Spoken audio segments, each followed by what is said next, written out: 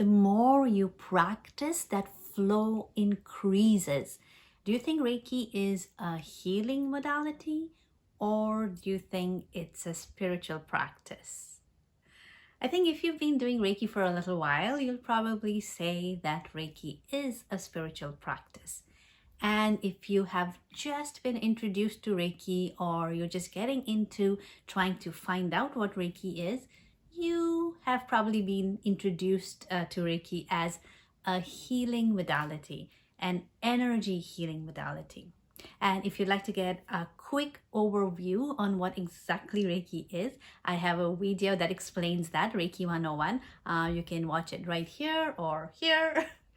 And I'm going to say both are correct, because the original idea of Usui Sensei, the founder of Usui Reiki, Usui Mikao, his intention was, at the end of Reiki practice, was this ultimate peace of mind. But the entry point was healing. He believed that first heal physically and then get to that spiritual well-being right at the top. And actually, I feel, of course, that is a continuous process. It's up there, and you're continually trying to climb, elevate yourself to get there.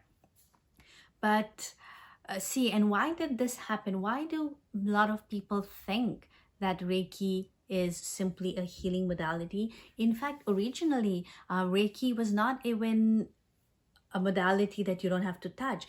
Usui Sensei's practice encouraged one to actually touch wherever it's possible.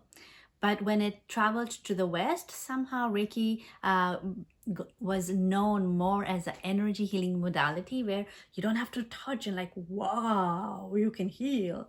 And I guess that was more wow and amazing. So that's how it became popular. But actually, you touch. And I think in today's practice, it's kind of the practitioner's preference. As far as I'm concerned, I actually like both. Sometimes I like to really touch, and sometimes I like to hover, kind of depending on what I'm trying to do. But that's a story for another day.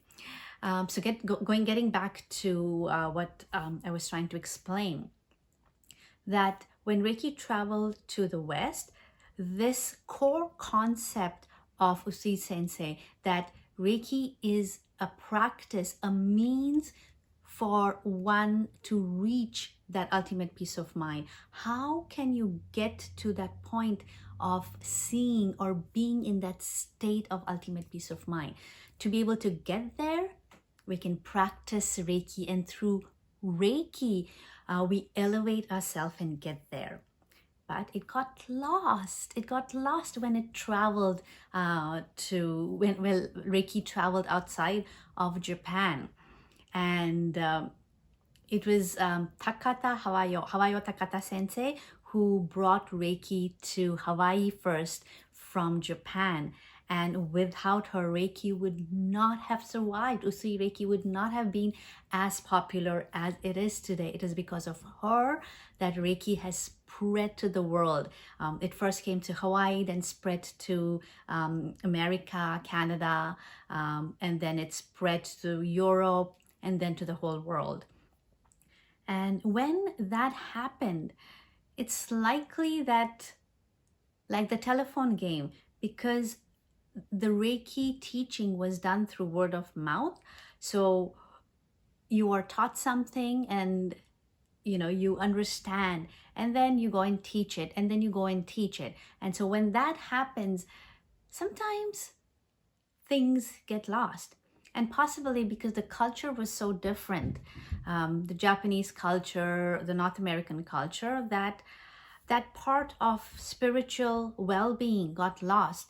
And or perhaps it was that at that time, the people who were learning were more in need of that physical healing. So it was known for the physical healing. But we here at Japan Reiki Association want to ensure that you understand the original aspects of Reiki. And that's what we strive to teach, even that last half. So when we do our teaching, we ensure that you understand that at the end of Reiki practice comes that ultimate peace of mind. And physical healing is simply an entry point. Why did Reiki become so popular? It is an amazing energy healing where you can just hover and feel the energy and kind of get an overall holistic healing. But the reason it became popular is because Usui Sensei was able to formulate this method in which he was able to teach anyone and everyone. If you go and watch my video on Reiki 101, you will understand that Reiki is a word to mean energy of the universe. That means we as a human race have known about this energy for a long, long time, and many cultures have tapped into it. But in those days, it was more, you had to be gifted or you had to be intuitive. Like you had to have something, you had to be born with it and you had to be trained. Whereas when Usui Reiki came about, it was this energy healing that anyone could learn. And that's the reason why it has become so popular. So if you haven't learned Reiki yet, even you can learn Reiki. And I highly encourage you to do so because there is so many benefits, so many benefits. Like I said, it starts off as relaxation, as physical healing. Physical ailments begin to heal. It's through Reiki, your own healing power is awakened, and it starts with your physical healing. And then your vibration becomes higher and higher and higher, and you are on that path to find ultimate peace of mind. That's what Reiki is. So it depends on, how far you want to go. I think it's a lifelong practice. And like anything else, it's not something instant. You have to practice. Unlike other healing modalities, Reiki, you are able to pass the Reiki energy from day one. From the day that you receive attunement, you are able to pass the Reiki energy.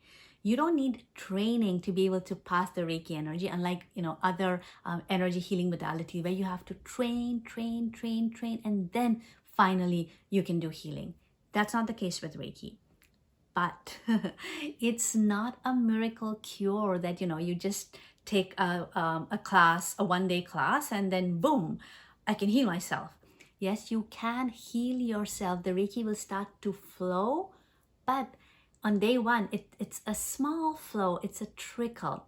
And the more you practice, that flow increases. And the more you practice, the more the flow increases, the more you can feel it, the more other people will be able to feel it. But I should put a disclaimer on feeling, because that's kind of also a little bit of an individual story, because me here, who was if I can't feel it, if I can't see it, I don't believe it kind of a person. I actually did not feel the energy for a very long time. But when I did, it kind of clicked like that. It was like my switch went on. And I have that story too up. So if you like, you can watch that as well. So, but the important thing about Reiki that I would like you to know is that Reiki, the ultimate goal of Reiki practice is to reach that ultimate peace of mind, because Reiki works on physical level, on emotional level, on mental, on spiritual. It works on all the 4 levels. It starts with the physical healing, but at the end of it, the goal is to reach that ultimate peace of mind. So that's all for today, and I hope you enjoyed it. And I hope to see you again next time. If you enjoyed the video, please don't forget to subscribe and also press that like button. Oh, and the notification button too, because you want to be notified when the new video comes out. All right, have a wonderful day. Thank you for watching. Bye for now.